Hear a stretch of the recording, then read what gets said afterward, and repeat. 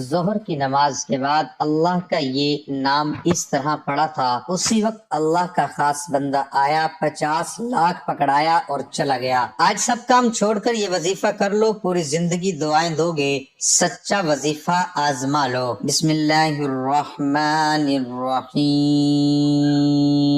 ظہر کی نماز کے بعد اللہ کا نام پڑھ کر آسمان کی طرف پھونک مار دینا، پھر پیسوں کی بارش ہوتی اپنی آنکھوں سے دیکھو گے۔ اس چھوٹی سی آیت سے میری زندگی بدل گئی، پہلے لوگوں سے ادھار لیتا تھا، آج لوگوں میں بانٹ رہا ہوں۔ محترم ناظرین، یہ چھوٹا سا عمل ہے، آپ کی جھولیوں کو بھر دے گا۔ ان ناموں کے صدقے اپنی زندگی کو بدلنا ہے تو یہ عمل کر لو، اپنے مقدروں کو بدلنا ہے تو یہ عمل کر لو۔ میرا رب وہاں سے رزق دے گا جہاں سے آپ گمان نہیں کر سکتے۔ آپ کاروبار کرتے ہیں، مٹی میں ہاتھ ڈالو گے سونا بن جائے گا۔ بہت ہی خاص وظیفہ آپ کو بتانے لگا ہوں، اللہ کے 2 مبارک ناموں کا یہ وظیفہ ہے، صرف 4 سے 5 منٹ آپ کے لگیں گے۔ آپ اس وظیفے کو کر لیں، انشاءاللہ وظیفہ کرنے کی دیر ہے، اللہ پاک آپ کو نوازنا شروع ہو جائیں گے، آپ کی نسلیں سنور جائیں گی۔ آپ کی جو بھی حاجات ہیں، جو بھی مشکلات ہیں، جو بھی پریشانیاں ہیں، وہ اللہ کے حضور پیش کر دیں، انشاءاللہ نماز سے اٹھنے سے پہلے آپ کی حاجات پوری ہو جائیں گی،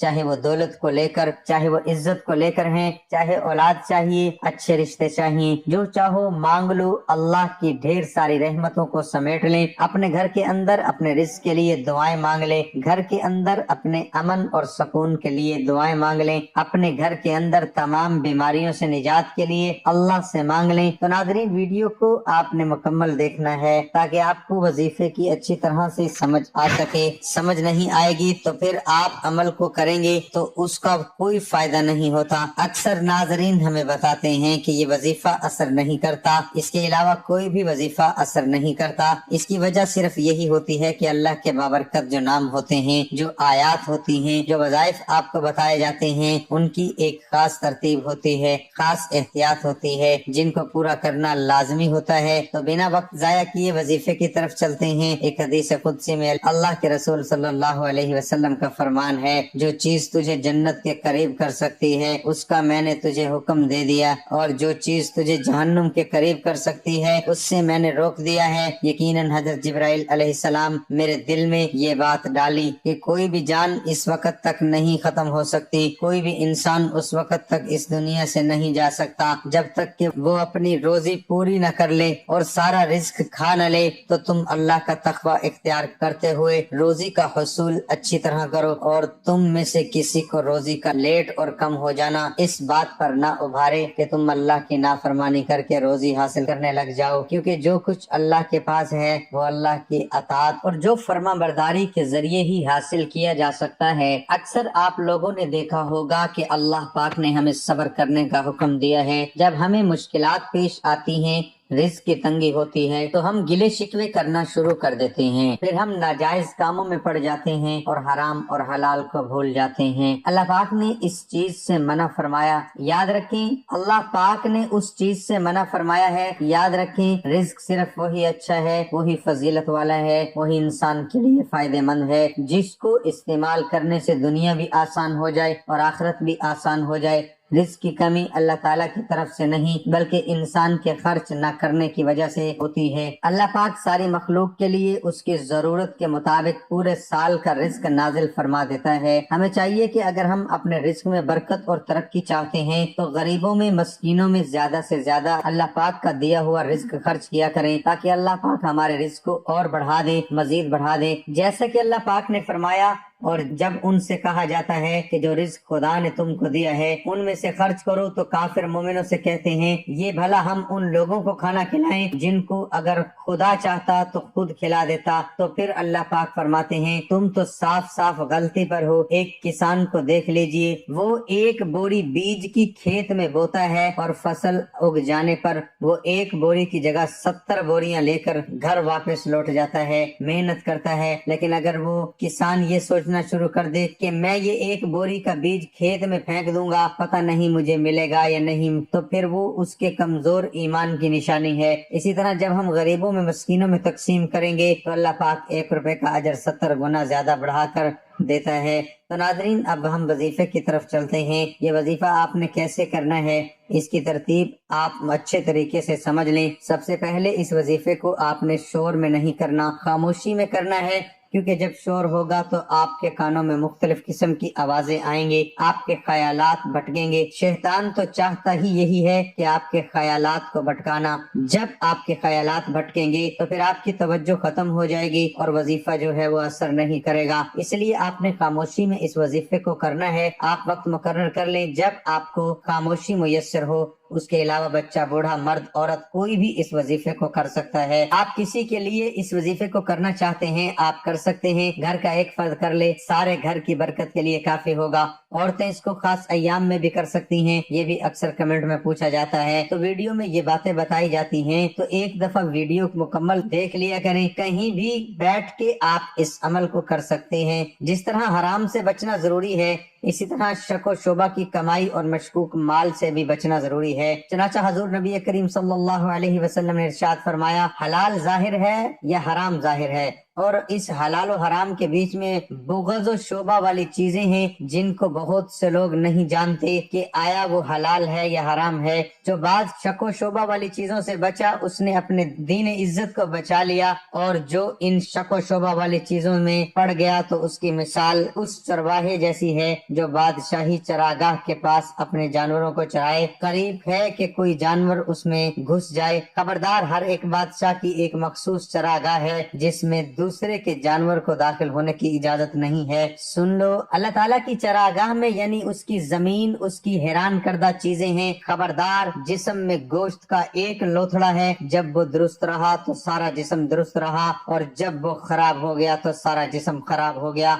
सुन लो, वो दिल है। रिज़्क़ हराम में मिकदार में ज्यादा होने के बावजूद भी बरकत नहीं होती। बाज दफा इस माल हराम की वजह से अल्लाह ताला उस शख्स को ऐसी बीमारियों, परेशानियों या ऐसी मुसीबतों में मुब्तला कर देते हैं कि वही अल्लाह ताला की नाफरमानी, जुल्म और ज्यादती से कमाया हुआ माल तबाही और बर्बादी का सबब बन जाता है। मोहतरम नाज़रीन, सबसे पहले आपने अऊज़ु बिल्लाहि मिनश शैतानिर रजीम बिस्मिल्लाहिर रहमानिर रहीम को मुकम्मल पढ़ना है। दोनों को मिलाकर पढ़ा जाएगा तो एक शुमार किया जाएगा। आपने इसको 7 दफा पढ़ना है। उसके बाद आपने दुरूद शरीफ पढ़ना है। ये दुरूद इब्राहिमी है, अल्लाहुम्मा सल्लि अला मुहम्मदिन व अला आलि मुहम्मदिन कमा सल्लैता अला इब्राहीम व अला आलि इब्राहीम इन्नका हमीदुम मजीद। अल्लाहुम्मा बारिक अला मुहम्मदिन व अला आलि मुहम्मदिन कमा बारकता अला इब्राहीम व अला आलि इब्राहीम इन्नका हमीदुम मजीद। जो नमाज वाला दुरूद है, कोशिश किया करें कि ये दुरूद शरीफ ही पढ़ा करें, क्योंकि जिस तरह जिक्रों में अफजल जिक्र ला इलाहा इल्लल्लाह है, इसी तरह दुरूद शरीफ में भी जो दुरूद इब्राहिमी है वो सब दरूदों से अफजल दरूद है। इसके अलावा आप सल्लल्लाहु अलैहि वसल्लम भी पढ़ सकते हैं। आपने अपनी आंखें बंद कर लेनी है, तसव्वुर में होकर अल्लाह पाक मुझे देख रहे हैं, मैं अल्लाह के सामने खड़ा हूँ, मेरी झोलियां भर रही हैं, अल्लाह की खास इनायत, अल्लाह का खास करम मुझ पर नाजिल हो रहा है। और आपने अल्लाह के 2 नाम को तरतीब के साथ पढ़ना है। सबसे पहले आपने जोहर की नमाज के बाद ये वजीफा करना है, और पहला अल्लाह का जाती नाम है, या अल्लाह या अल्लाह या अल्लाह, ये 100 मरतबा पढ़ना है।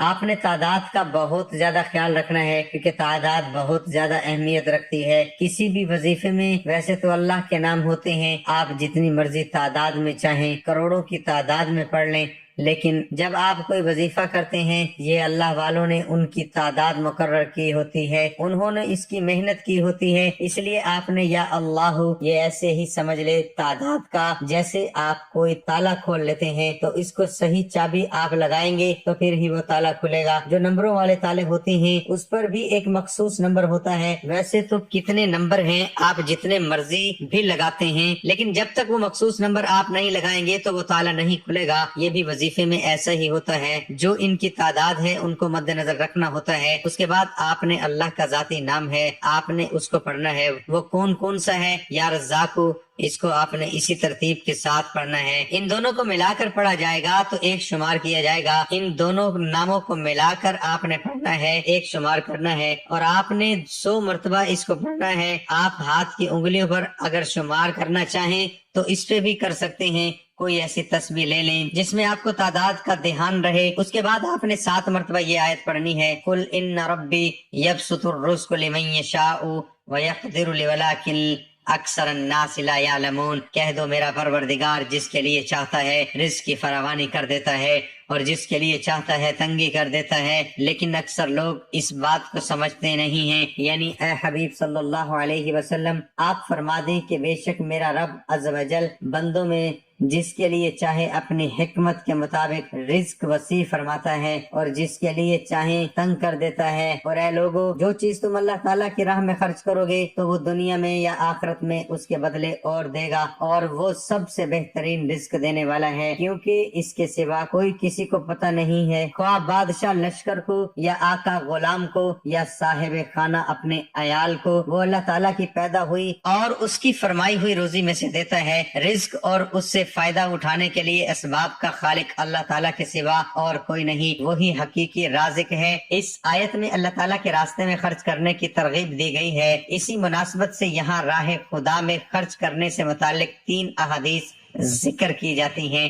نمبر 1، حضرت ابو ہریرہ رضی اللہ تعالی عنہ سے روایت ہے کہ نبی کریم صلی اللہ علیہ وسلم نے ارشاد فرمایا، کوئی دن ایسا نہیں کہ بندے صبح کرتے ہیں مگر 2 فرشتے نازل ہوتے ہیں، ان میں سے ایک کا کہنا ہے اے اللہ عز و جل خرچ کرنے والے کو بدلہ دے، دوسرا کہتا ہے بخیل کو بربادی دے۔ نمبر 2، حضرت ابو ہریرہ رضی اللہ تعالی عنہ سے روایت ہے حضور اقدس صلی اللہ علیہ وسلم نے فرمایا کہ اللہ تعالیٰ ارشاد فرماتا ہے اے ابن آدم خرچ کرو میں تم پر خرچ کروں گا۔ نمبر 3، حضرت ابو ہریرہ رضی اللہ تعالی عنہ سے روایت ہے رسول اللہ صلی اللہ علیہ وسلم نے ارشاد فرمایا، صدقے سے مال کم نہیں ہوتا، معاف کرنے سے عزت بڑھتی ہے اور عاجزی کرنے سے مرتبے بلند ہوتے ہیں۔ اللہ تعالیٰ ہمیں اپنی راہ میں مال خرچ کرنے اور بخل سے بچنے کی توفیق عطا فرمائے، آمین۔ اب آپ نے 7 مرتبہ اس آیت کو پڑھنے کے بعد آپ نے وہی درود پاک پڑھنا ہے جو وظیفہ شروع کرنے سے پہلے پڑھا تھا، اور اگر آپ کو سمجھ نہیں آئی تو آپ ویڈیو کو پیچھے کر کے دیکھ سکتے ہیں۔ جب آپ یہ عمل کر رہے ہوں آپ نے اپنا مقصد جو ہے